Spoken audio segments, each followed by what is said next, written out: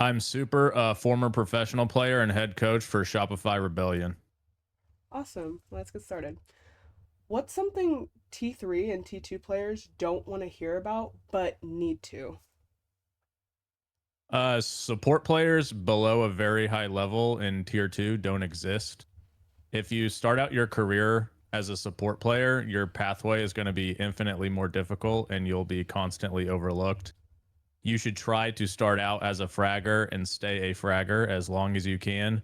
Move your way up from team to team until you reach a point where maybe you finally have uh, teammates who are a bit better at fragging than you, and then try to transition to a new role. Almost every support player who has ever been in Pro League was a fragger at some point in their career and did not struggle to find kills at lower levels. And what's a harsh truth about going pro? Simply put, you most likely are not good enough.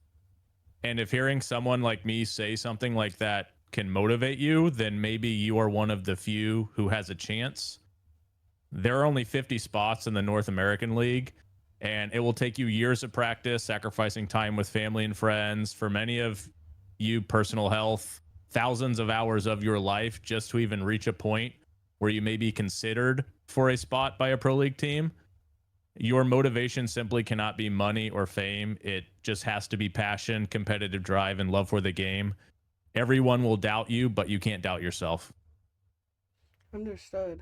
I 100% agree with you. And what's a sign a team has no real structure? Constant roster changes, day to day inconsistencies, a lack of routine in and out of game. Every player with any sort of experience on a team, whether it be in school, youth sports, even a job, has a history within a structured organization.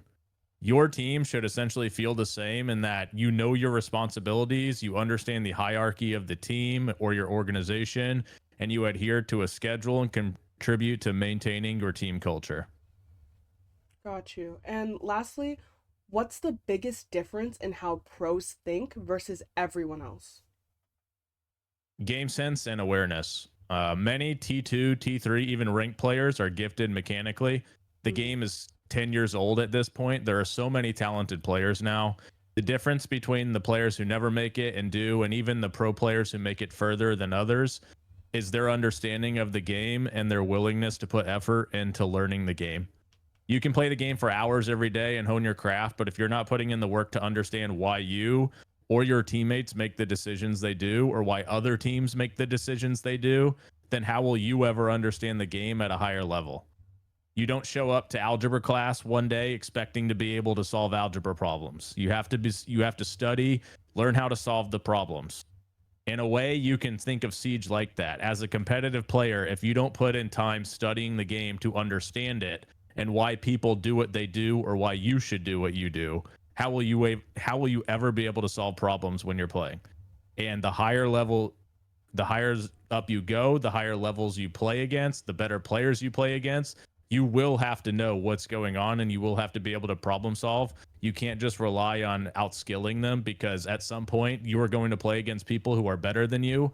And if you can outsmart them or outthink them, then that gives you a chance.